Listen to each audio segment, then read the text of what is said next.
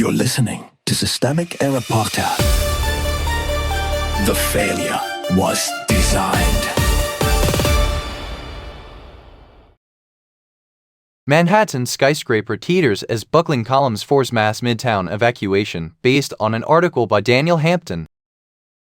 When a tower buckles, so does the city's real estate fate. The event isn't at the story. A 37-story tower at 235 East 42nd Street, once Pfizer's global headquarters, had to be evacuated Tuesday after inspectors found buckling support columns and sagging floors between the 21st and 26th stories. FDNY sent 21 units. Nearby buildings, part of East 42nd Street, and even a school with about 400 children were cleared out. No one was injured. That is the immediate fact. The political question is who set the conditions for this near disaster in the first place. Power sat with the people who chased the conversion. The decisive power in this story belonged to the owners, developers, permit issuers, and city officials who turned a former corporate tower into a marquee housing project. This was not an accident in the abstract. It was a chosen redevelopment, one of the city's largest office department conversions, carrying an active construction permit and the full weight of municipal approval. When that kind of project goes wrong,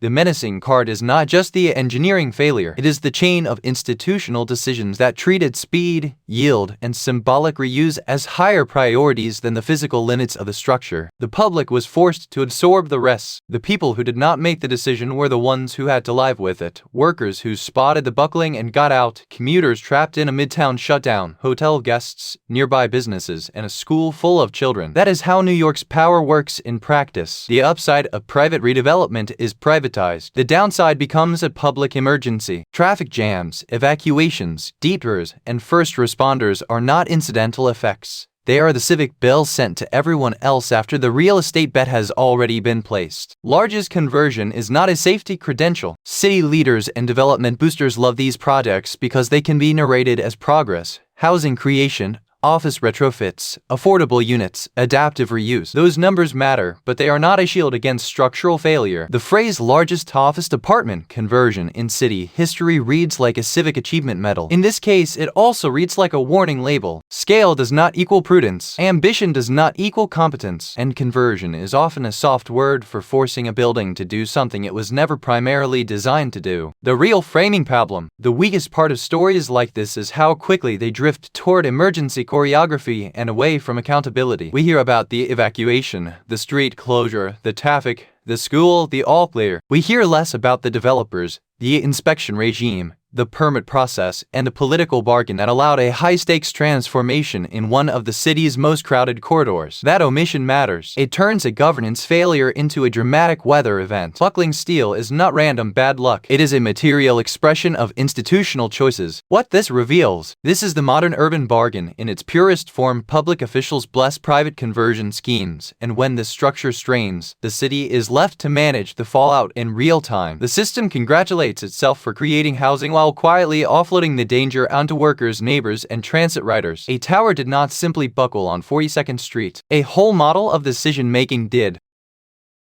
You've been listening to Systemic Error. Thanks to Raw Story for today's article, with the automated voice of Ryan. Thanks for listening.